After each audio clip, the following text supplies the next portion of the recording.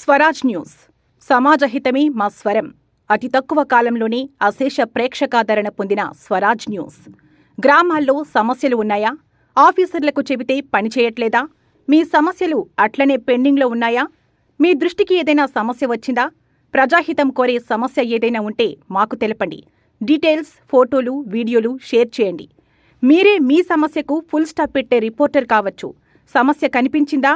Video లేదంటే ఫోటోలు పంపించండి. దాన్ని మేము జనానికి చూపిస్తాం. Swaraj news WhatsApp number 9441623078. నమస్తే, వెల్కమ్ టు స్వరాజ్ న్యూస్. ముందుగా హెడ్లైన్స్.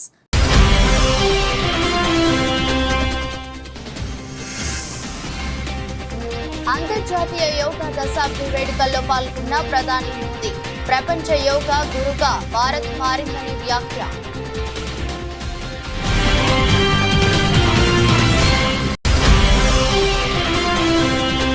ప్రొఫెసర్ జయశంకర్ వర్ధంతి సందర్భంగా నివాళులర్పించిన తెలంగాణ సీఎం. ప్రత్యేక రాష్ట్ర సాధన లక్ష్యంగా తన జీవితాన్ని అంకితం చేసిన మహానుభావుడు అని కొనియాడిన రేవంత్ రెడ్డి.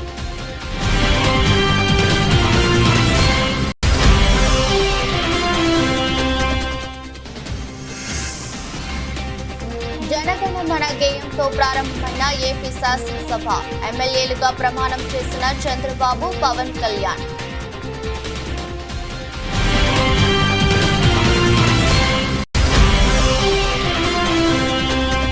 టీయూడబ్ల్యూజీ రాష్ట్ర మహాసభల ముగింపు సభలో పాల్గొన్న ఉప ముఖ్యమంత్రి బట్టి విక్రమార్క. మీడియా భద్రత కోసం ఒక చట్టాన్ని తెచ్చేందుకు కృషి చేస్తామని వెల్లడి.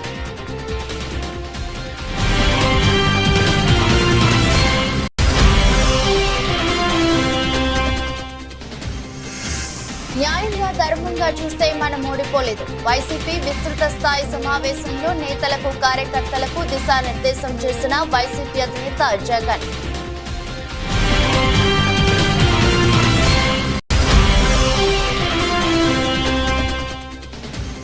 సూర్యకుమార్ యాదవ్ ప్రతాపం. ఆఫ్ఘనిస్తాన్ పై ఘన విజయం సాధించిన భారత్. 47 పరుగుల తేడాతో టీమిండియా బంపర్ విక్టరీ.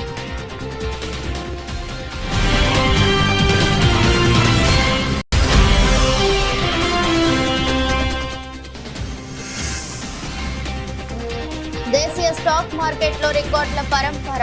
గరిష్ట స్థాయిల వద్ద ముగిసిన సెన్సెక్స్, నిఫ్టీ.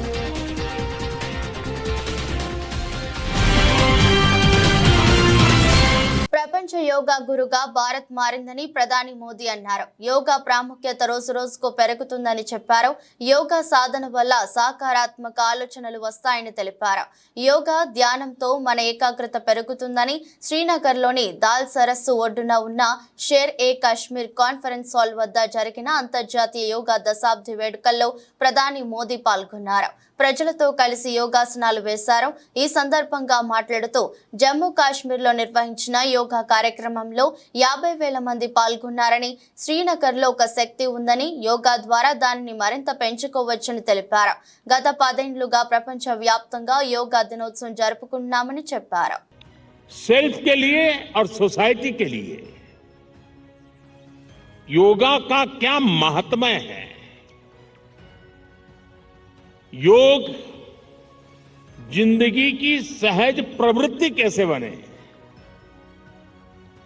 जैसे टूथब्रश करना हमेशा का क्रम बन जाता है, बाल संवारना हमेशा का क्रम बन जाता है, उतनी ही सहजता से योग जीवन से जब जुड़ता है एक सहज क्रिया बन जाता है तो वो प्रतिपल उसका बेनिफिट देता रहता है। कभी कभी जब ध्यान की बात आती है, वो योग का हिस्सा है, तो ज्यादातर लोगों के मन में ऐसा रहता है कि कोई बड़ी स्पिरिचुअल जर्नी है, कोई अल्लाह को प्राप्त करने का या ईश्वर को प्राप्त करने का या गॉड को प्राप्त करने का साक्षात्कार करने का एक कार्यक्रम है। और तब जाकर के लोग, अरे भाई ये तो मेरे से नहीं हो सकता, मैं तो सामान्य मानवी हूं, वो रुक जाता है। लेकिन अगर इसको सरलता से समझना है, ध्यान को, जो बच्चे स्कूल में पढ़ते होंगे, हम भी जब स्कूल में पढ़ते थे, दिन में 10 बार हमारे टीचर कहते थे भाई ध्यान रखो जरा, ध्यान से देखो, ध्यान से सुनो। अरे तुम्हारा ध्यान कहाँ है?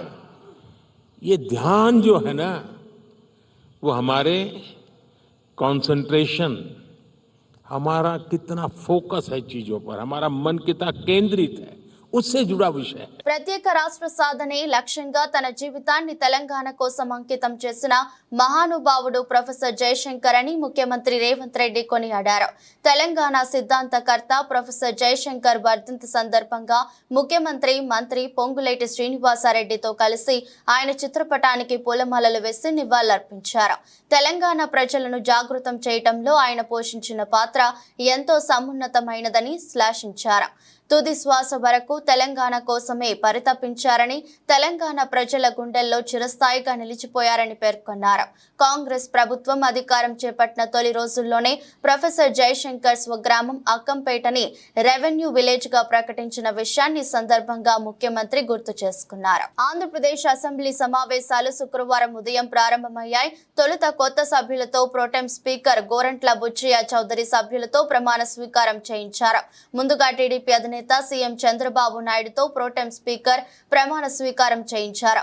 అసెంబ్లీకి ప్రణమిల్లి సభలోకి అడుగుపెట్టిన చంద్రబాబు గోరంట్ల బుచ్చయ్య చౌదరి సమక్షంలో శాసనసభ్యుడిగా ప్రమాణం చేశారు. అనంతరం deputy CM Janasena chief Pawan Kalyan ఎమ్మెల్యేగా ప్రమాణం చేశారు. నారా చంద్రబాబు నాయుడు అనే నేను శాసనసభ సభ్యునిగా ఎన్నిక అయినందున శాసనం ద్వారా నిర్మితమైన భారత రాజ్యాంగం పట్ల నిజమైన విశ్వాసం, విధేయత చూపుతానని, భారతదేశ సార్వభౌమాధికారాన్ని, సమగ్రతను కాపాడుతానని, నేను స్వీకరించబోయే కర్తవ్యాన్ని శ్రద్ధాశక్తులతో నిర్వహిస్తానని దైవ సాక్షిగా ప్రమాణం చేస్తున్నాను. కొణిదెల పవన్ కళ్యాణ్ అనే నేను శాసనసభ సభ్యుడిగా ఎన్నికైనందున శాసనం ద్వారా నిర్మితమైన భారత రాజ్యాంగం పట్ల నిజమైన విశ్వాసం, విధేయత చూపుతానని, భారతదేశ సార్వభౌమాధికారాన్ని, సమగ్రతను కాపాడుతానని, నేను స్వీకరించబోయే కర్తవ్యాన్ని శ్రద్ధాశక్తులతో నిర్వహిస్తానని దైవ సాక్షిగా ప్రమాణం చేస్తాను. భావ స్వేచ్ఛకు తమ ప్రభుత్వంలో భంగం కలగదని, నిర్మాణాత్మకమైన విమర్శ అవసరమని డిప్యూటీ సీఎం మల్లు భట్టి విక్రమార్క అన్నారు. టీయూడబ్ల్యూజీ రాష్ట్ర మహాసభల ముగింపు కార్యక్రమంలో ఆయన ముఖ్య అతిథిగా పాల్గొని ప్రసంగించారు. రాష్ట్ర నూతన అధ్యక్షులు విరాహత్ అలీ అధ్యక్షతన జరిగిన సభలో ఆయన మాట్లాడుతూ మీడియా భద్రత కోసం ఒక చట్టాన్ని తీసుకురావాలని మీడియా అకాడమీ చైర్మన్ శ్రీనివాసరెడ్డి సూచనతో తాను ఏకీభవిస్తున్నానని, ఆ చట్టాన్ని తెచ్చేందుకు కృషి చేస్తామని అన్నారు. పేదలందరికీ ఇల్లు, విద్య, వైద్యం ఉచితంగా అందించాలనేదే తమ ప్రభుత్వ లక్ష్యమని విక్రమార్క పేర్కొన్నారు. జర్నలిస్టుల ఇళ్ల స్థలాల కేటాయింపు త్వరలోనే జరుగుతుందని హామీ ఇచ్చారు. జర్నలిజంలో యాజమాన్యాల ఆలోచనలు ఎలా ఉన్నా జర్నలిస్టు ఉన్నత ఆలోచనలతో సమాజానికి మేలు చేసే వార్తలు రాయాలని అన్నారు.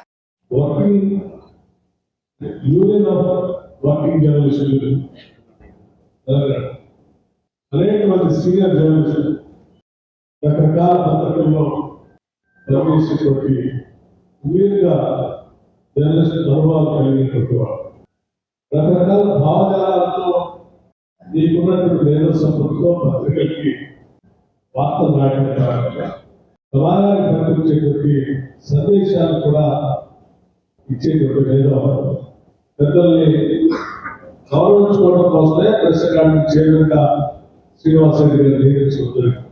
మీ అందరూ కూడా నేను చెప్పేది ఒకటే, మనం ఏ లక్ష్యాల కోసం అయితే తెలంగాణ రాష్ట్రాన్ని తీసుకున్నామో ఆ లక్ష్యాన్ని పూర్తిగా సంపూర్ణంగా రాష్ట్ర ప్రజానికి అందించడం కోసం ఈ ప్రభుత్వం శతవిధాల ప్రయత్నం చేస్తాం. సంపద సృష్టిస్తాం, సంపద ప్రజలకు పంచుతాం, వనరులు ప్రజలకి అందిద్దాం. ఈ వనరులు దోపిడి పిడి కాకుండా ప్రజలకు చేరువైనట్టుగా చేయడం, ఇదంతా ఇదే నేను కోరుకునేది. మంత్రుల ప్రమాణ స్వీకారం తర్వాత వైసీపీ అధినేత వైఎస్ జగన్మోహన్ రెడ్డి మభావంగా ఎమ్మెల్యేగా ప్రమాణ స్వీకారం చేశారు. అనంతరం అక్షర క్రమం ప్రకారం ఎమ్మెల్యేలు వరుసగా ప్రమాణం చేశారు. జగన్ ప్రమాణ స్వీకారం ముందు వరకు కోలాహలంగా కనిపించిన సభ జగన్ చేస్తున్నప్పుడు నిశ్శబ్దంగా మారిపోయింది. వైఎస్ జగన్మోహన్ అనే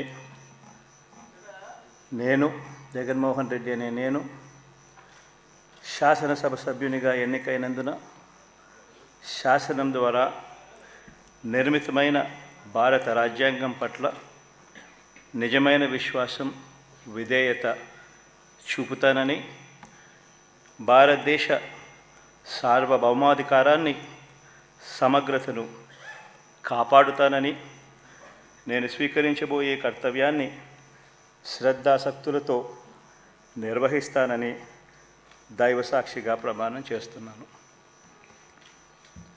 ఆంధ్రప్రదేశ్ శాసనసభ సభ్యుడైన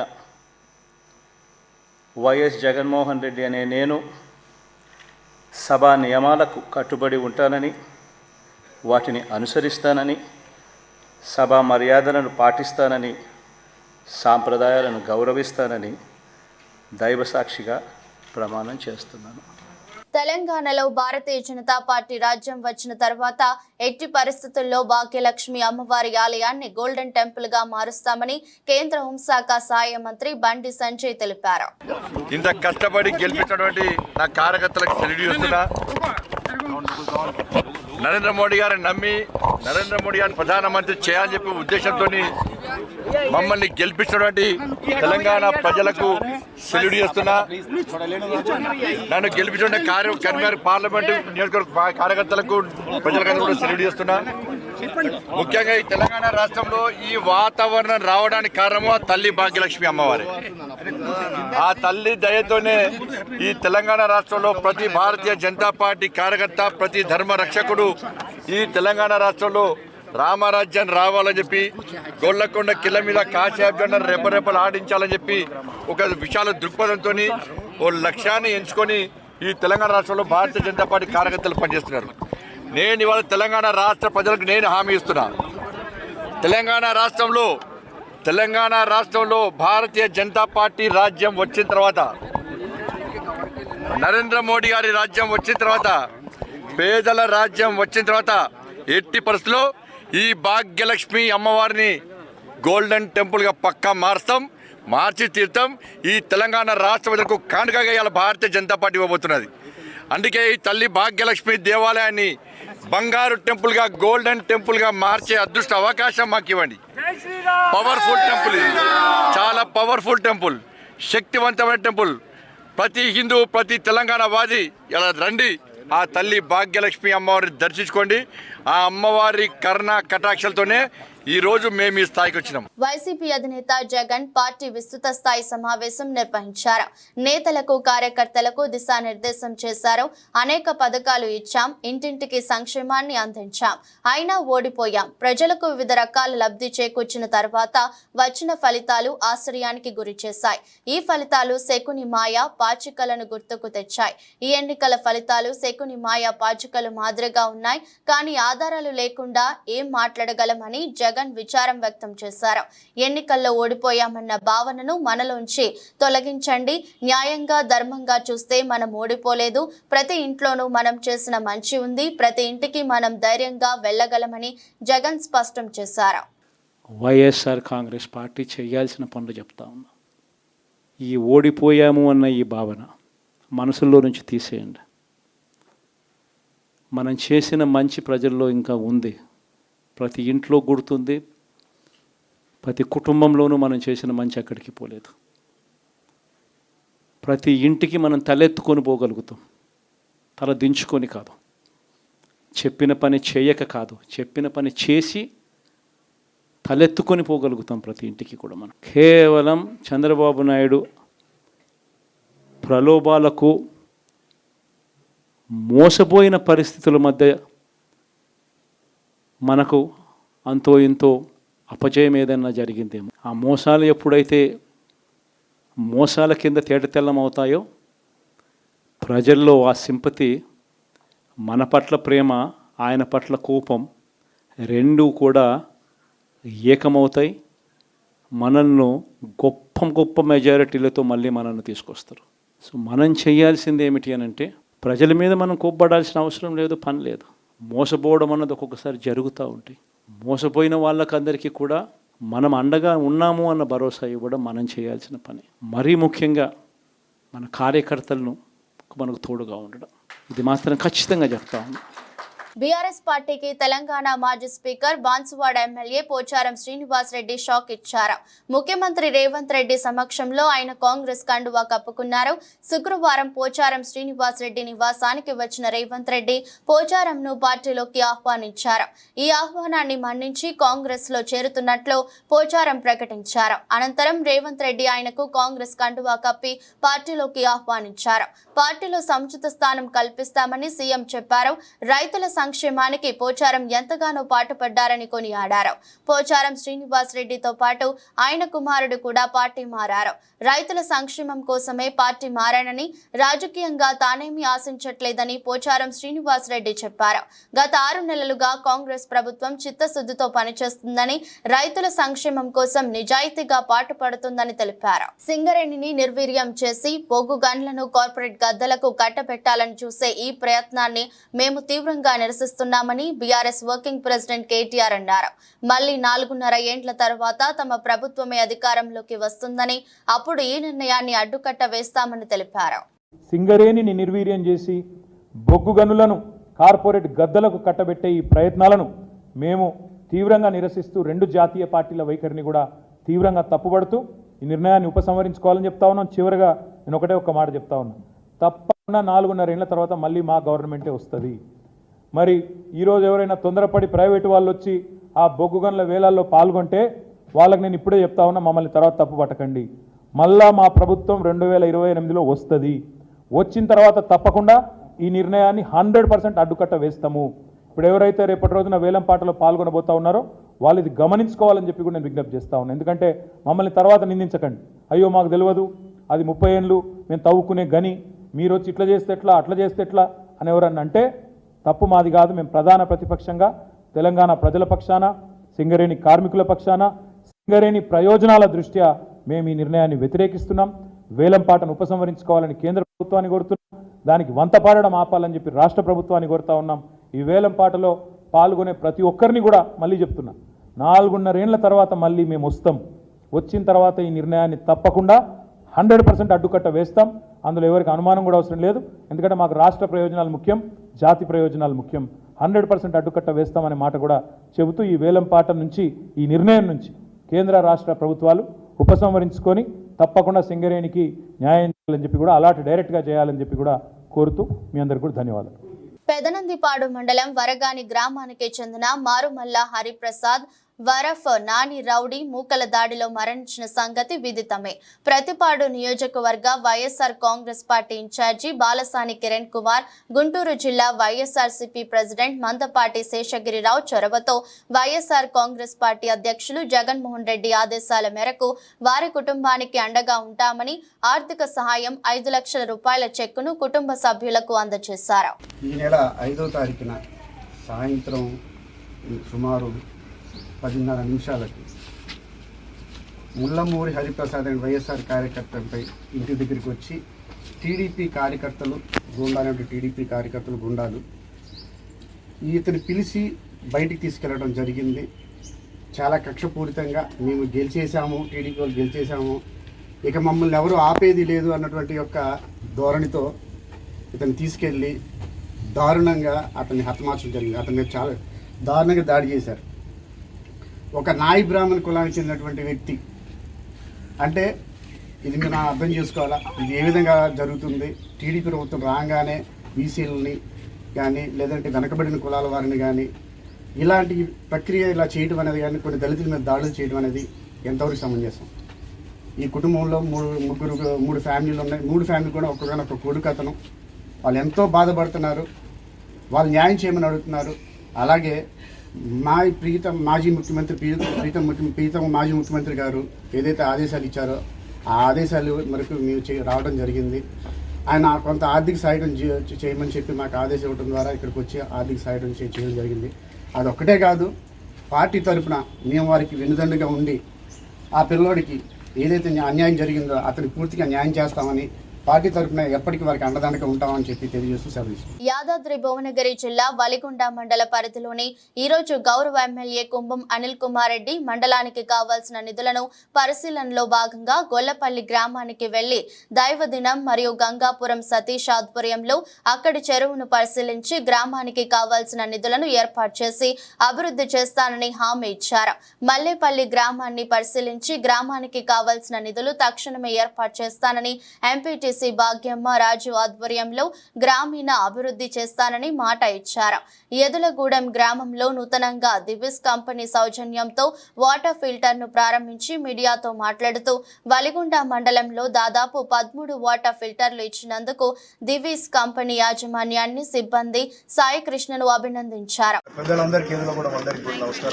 చాలా సంతోషం. ఈరోజు ఈ వాటర్ ప్లాంట్ల సమస్య పెద్దగా ఉండే, అంతటా పాత అన్నీ ఖరాబ్ అయినాయి, మొత్తం నియోజకవర్గం అంతా కూడా.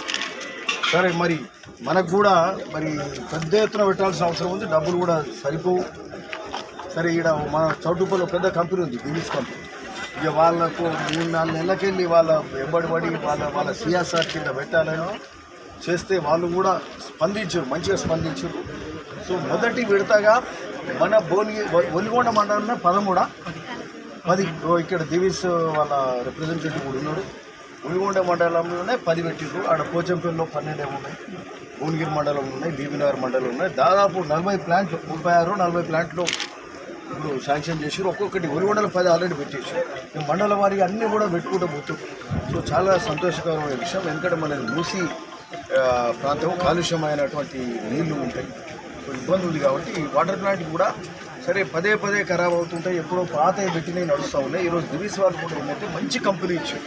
ఇది ఒట్టిగా చాలా ఏళ్ల కొద్ది నడుస్తుంది, కాకపోతే మెయింటెనెన్స్ కూడా మనం మంచిగా చేసుకోవాలి. రాజకీయంగా ఎదుర్కొనలేక కేంద్రంలోని బీజేపీ ప్రభుత్వం, రాష్ట్రంలోని కాంగ్రెస్ ప్రభుత్వాలు అసంబద్ధ కారణాలతో ఎన్ఫోర్స్మెంట్ డిపార్ట్మెంట్, ఐటీ శాఖల పేరుతో దాడులు చేయించడం ప్రజాస్వామ్యానికి పెనుముప్పు లాంటిదని, తన 34 ఏళ్ల రాజకీయ జీవితం తెల్ల కాగితం లాంటిదని, రాజకీయ కుట్రతోని దాడులు చేస్తున్నారని పటాన్చేరు శాసనసభ్యులు గూడెం మహిపాల్ రెడ్డి అన్నారు. తన నివాసంలో జరిగిన ఈడీ సోదాల అనంతరం ఆయన విలేకరులతో మాట్లాడారు. ఉదయం 9 గంటల నుండి సాయంత్రం 6 గంటల వరకు జరిపిన సోదాలకు సంపూర్ణంగా సహకరించామని తెలిపారు. ప్రభుత్వ నిబంధనలకు విరుద్ధంగా ఎటువంటి వ్యాపారాలు నిర్వహించలేదని తెలిపారు. చట్టపరంగా ఎదుర్కోవడానికి తమ ఎల్లప్పుడూ సిద్ధంగా ఉన్నామని తెలిపారు. డిప్యూటీ డైరెక్టర్ ఎన్ఫోర్స్మెంట్ వారి సిబ్బంది మొదటి నుండి మా ఇంట్లో, మా బ్రదర్ ఇంట్లో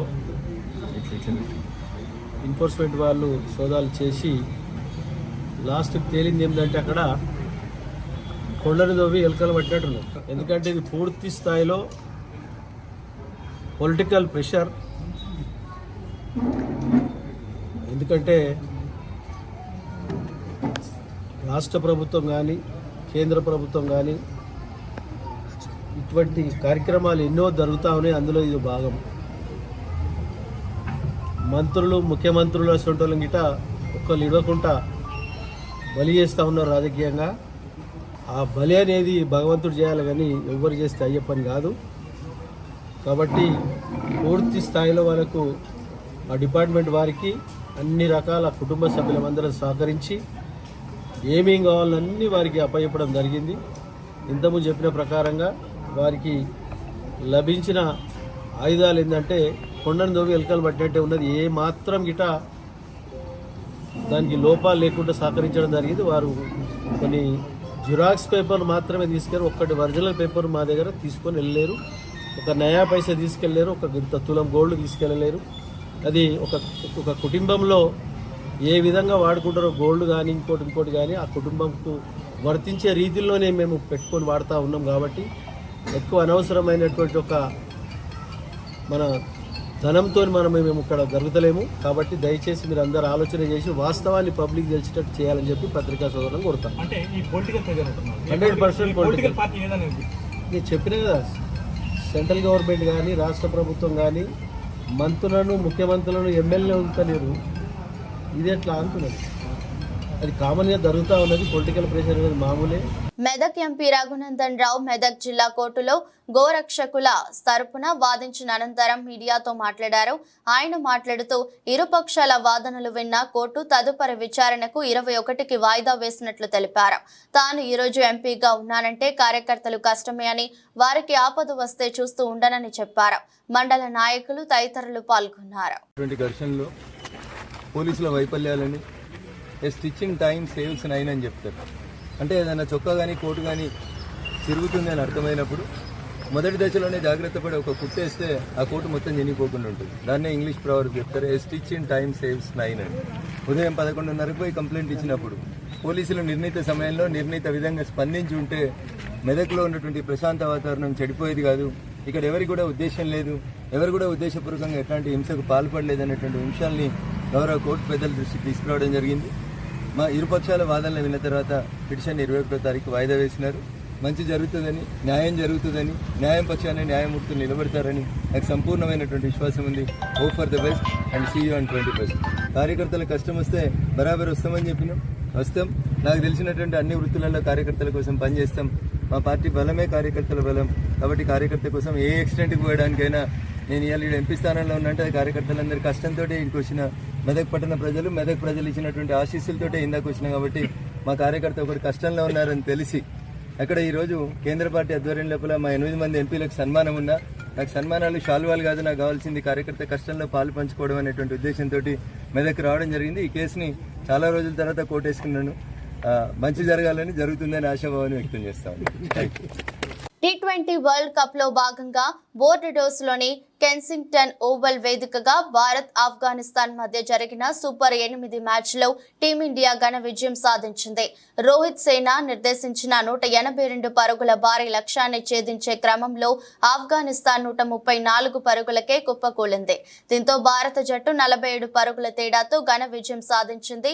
టాస్ గెలిచి మొదలుపెట్టిన బ్యాటింగ్ చేసిన టీమిండియా నిర్ణీత 20 ఓవర్లలో 8 వికెట్లకు 181 పరుగులు చేసింది. మిస్టర్ 360 సూర్యకుమార్ యాదవ్ అర్ధ శతకం 53తో రాణించాడు. అతనికి హార్దిక్ పాండ్యా 32 సమయోచితంగా ఆడి తోడ్పాటు అందించాడు. ఇక సూర్య 28 బంతుల్లో 5 బౌండరీలు 3 సిక్స్ల సాయంతో 53 పరుగులు బాదాడు. అనంతరం 182 పరుగుల లక్ష్య ఛేదనతో బ్యాటింగ్ ప్రారంభించిన ఆఫ్ఘన్ అది నుంచే తడబడింది. 33 పరుగులకే కీలకమైన 3 వికెట్లు పారేసుకుంది. బుమ్రా, హర్షదీప్ విజృంభించడంతో రషీద్ సేన 20 ఓవర్లలో 134 పరుగులు మాత్రమే చేసింది. దీంతో భారత్ జట్టు 47 పరుగుల తేడాతో ఘన విజయం సాధించింది. దేశీయ స్టాక్ మార్కెట్లో రికార్డుల పరంపర కొనసాగుతుంది. సెన్సెక్స్, నిఫ్టీ గురువారం మరో సరికొత్త గరిష్ట స్థాయిల వద్ద ముగిశాయి. సెన్సెక్స్ 140.34 పాయింట్ల లాభంతో 77,478.03 వద్ద ముగియగా, నిఫ్టీ 51 పాయింట్ల లాభంతో 23,567 వద్ద ముగిసింది. Reliance industries, HDFC bank, ICICI bank వంటి ఇండెక్స్ హెవీ వెయిట్ షేర్లలో భారీ కొనుగోళ్లు ఇందుకు ప్రధానంగా దోహదం చేశాయి. సెన్సెక్స్ గత 6 రోజుల్లోనే 1022.34 పాయింట్లు దూసుకుపోయింది. వార్తలు ముగించే ముందు మరోసారి హెడ్లైన్స్.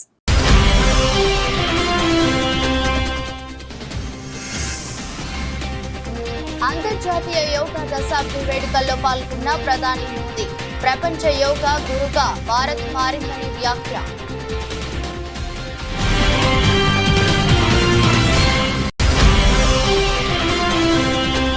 ప్రొఫెసర్ జయశంకర్ వర్ధంతి సందర్భంగా నివాళులర్పించిన తెలంగాణ సీఎం. ప్రత్యేక రాష్ట్ర సాధన లక్ష్యంగా తన జీవితాన్ని అంకితం చేసిన మహానుభావుడు అని కొనియాడిన రేవంత్ రెడ్డి.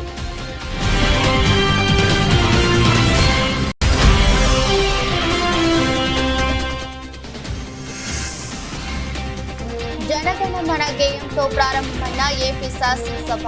ఎమ్మెల్యేలుగా ప్రమాణం చేసిన చంద్రబాబు, పవన్ కళ్యాణ్.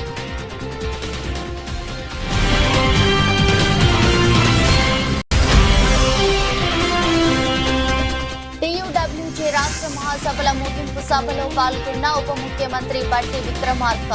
మీడియా భద్రత కోసం ఒక చట్టాన్ని తెచ్చేందుకు కృషి చేస్తామని వెల్లడి.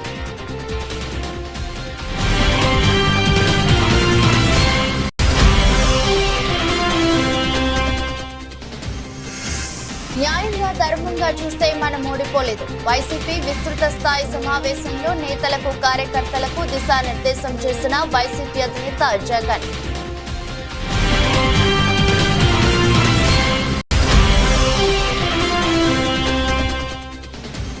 సూర్యకుమార్ యాదవ్ ప్రతాపం.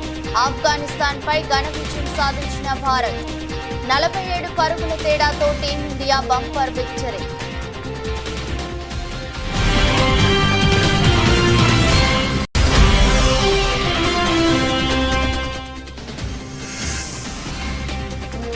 దేశీయ స్టాక్ మార్కెట్లో రికార్డుల పరంపర.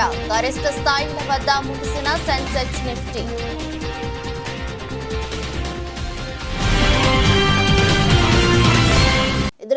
మరో బులెటిన్లో మళ్ళీ కలుద్దాం.